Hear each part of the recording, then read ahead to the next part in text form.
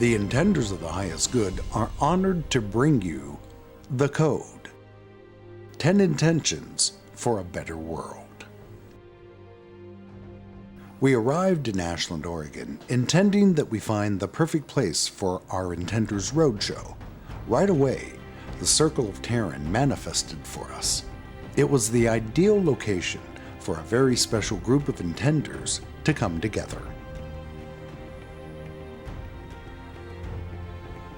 From the moment we got there, we knew we were on sacred ground.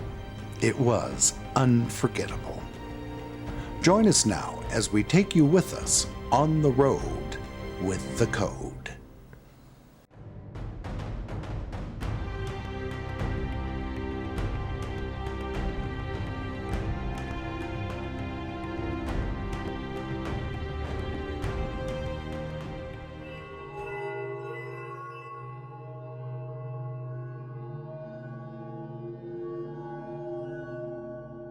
I'd like to tell you another story, if I might, that's one of my favorites, actually. And this story has to do with a great warrior general in a time on this earth some 70,000 years ago, in a land almost forgotten that existed out in what is now called the Pacific Ocean. And this land was called Lemuria.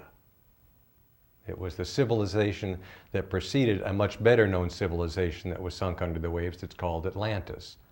And in Lemuria, we had periods of time where we were extremely empowered, and that we were in telepathic communication with the dolphins, and the dolphins used to teach us. In fact, many of these teachings came from the dolphins, these teachings of empowerment. And toward the end of the Lemurian culture, when it was going through its death throes and its end times, very similar to what's going on planet Earth nowadays. Why? They were going through wars as well.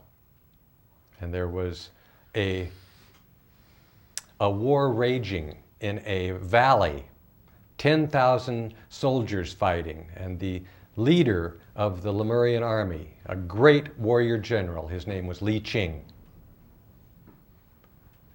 And the valley floor was strewn with blood and bodies of fallen soldiers. And they had fought all day long in this valley, and the sun was beginning to set over the hillside. And Li Ching himself found himself in a sword-to-sword combat with a younger, stronger foe. A young man who was fighting with him for some 20-25 minutes to the limits of their endurance.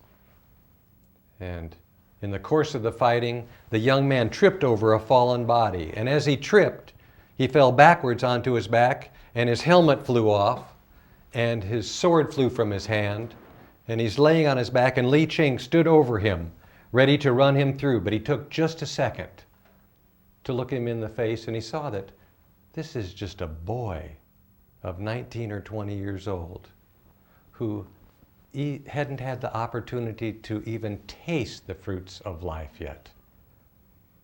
And it stopped him for just a second longer to look into the young man's eyes. And in that instant, in looking into the young man's eyes, he saw a part of himself. And he knew that if he were to harm this young man, he would only be harming himself. Whereupon he set his sword aside and walked over to a little hillside where 10,000 soldiers that day watched as he bowed his head and asked God for forgiveness for what he had done. And a light began to come on, and he began to glow. And he began to actually ascend as he glowed, and hovered over to a place over this battlefield and settled down in front of the young man and embraced him, the man he had been fighting with earlier, hugged him, and bid him to go back to his family and fiancée and live out the rest of his years in peace. Whereupon all 10,000 soldiers that day threw their swords aside and went back to their respective lands and homes and families to tell the story of the great warrior general who dispensed that which is termed mercy. Mercy. It's the one ingredient we've forgotten about nowadays. Mercy, it would solve all of our ills. Mercy is a true path unto peace, unto the peace we seek, if we would just dispense, just give mercy unto our fellow travelers. For indeed, who among us would deny it unto themselves? None. None. When faced with the point of the sword, each and every one of us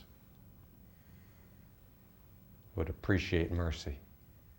And yet we're so quick to deny it to our fellow men. I suggest unto you that the message that Li Ching left unto us that time, the message of mercy, needs to be re-examined and brought forth into this culture, into this time in history, and everything will get better.